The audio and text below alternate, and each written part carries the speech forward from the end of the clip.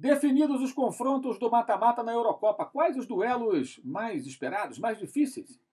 E a Copa do Brasil também tem aí as suas partidas da próxima fase, com 16 sobreviventes, né, também definidas. Há risco de uma surpresa? Qual seria? E o Corinthians rescindiu o contrato do Danilo Avelar, depois de um caso de injúria racial. Ele agiu corretamente? Está certo o Corinthians a definir rapidamente, da forma que foi, o desligamento do atleta? São os temas do nosso papo de hoje. Vá até o final do vídeo. A Eurocopa tem a definição dos confrontos para a próxima fase. Agora sim, agora valendo. Depois de um festival de vagas, né?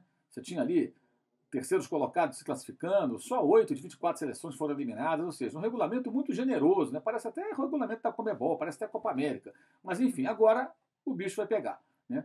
Tivemos ali um grupo muito pesado, com Portugal, com Alemanha e com França, né? Você tinha ali os dois últimos campeões mundiais e o último campeão europeu, mais a Hungria, né? Então, um grupo muito pesado. Por isso a emoção da última rodada acabou ficando nessa chave, né?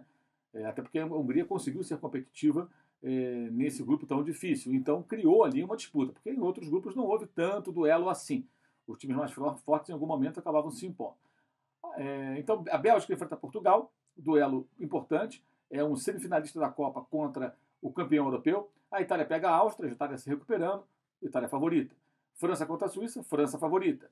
Croácia e Espanha, esse é o outro duelo bem pesado. Uma campeã europeia, campeã mundial, que é a Espanha, contra a atual vice da Copa do Mundo, que é a Croácia.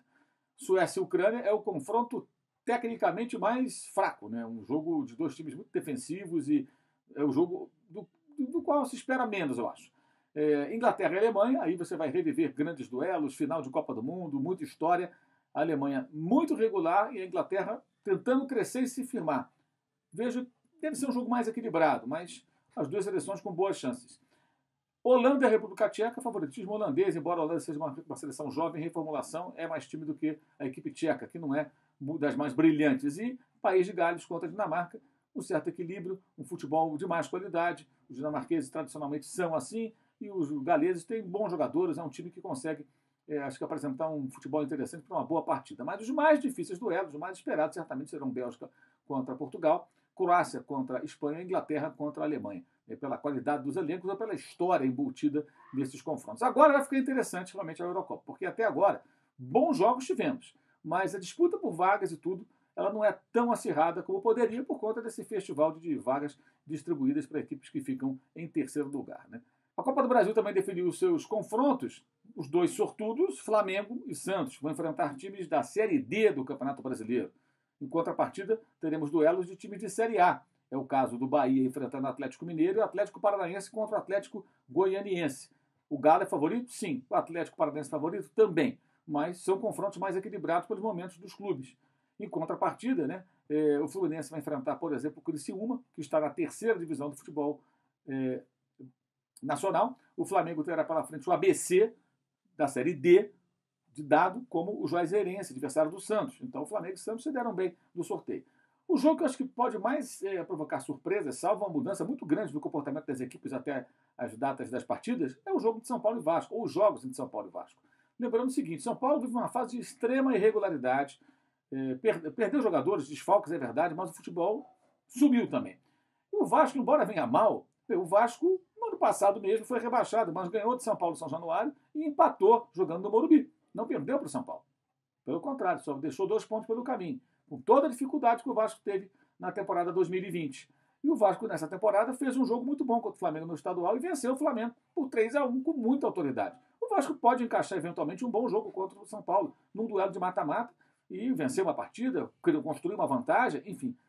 Acho que esse é o jogo mais perigoso. Chamar o Vasco de zebra? Não dá para chamar o Vasco de zebra. O Vasco é um clube gigantesco.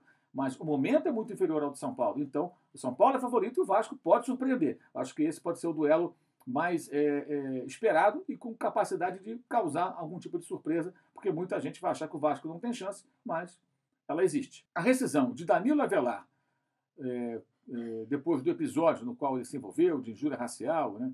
Ele estava participando de um jogo, estava num game, e aí reagiu de uma forma totalmente inadequada, se desculpou depois pelas redes sociais. Parece um ato impensado, tudo como ele justificou, mas é bem complicado isso. O Corinthians foi lá e rescindiu o contrato. Bem, é uma postura firme e dura do clube. Resta saber se o Corinthians faria isso com outros jogadores. Talvez fosse o principal jogador do clube, um ídolo intocável. Bem, quando faz isso dessa maneira, o Corinthians, ao mesmo tempo que demonstra firmeza e age de forma correta, ele define também uma situação em que ele vai ter que agir da mesma forma. Se amanhã outros atletas, independentemente de quem sejam eles, ou seja ele, se for um, né, também sejam punidos da forma que foi o Avelar. Acho que esse é o ponto. As pessoas vão cobrar isso do Corinthians no momento em que algo acontecer, algo parecido novamente. Tomara que não aconteça, evidentemente. Mas não dá para criticar o clube por agir de forma rigorosa com essa questão. O jogador tem que ter cuidado, esse tipo de coisa não pode acontecer. E às vezes, quando alguém faz isso, tem esse tipo de atitude, se o clube não faz nada, fica aparecendo conivência, fica aparecendo que o clube não defende certos valores, e aí não dá para criticar a atitude do clube. O Danilo Avelar pisou na bola, vacilou, e agora está pagando a conta por isso. Uau!